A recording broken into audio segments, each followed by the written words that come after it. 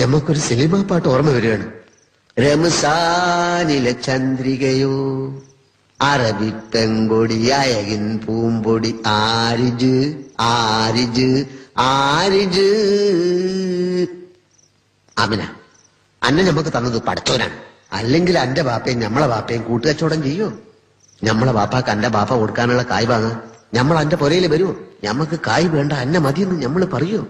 ആമിന, ഇങ്ങോട്ട് അടുത്ത് വാ. അന്റെ കുലുങ്ങിയുള്ള നടത്തം ഞമ്മൾ ഒന്ന് കാണട്ടെ.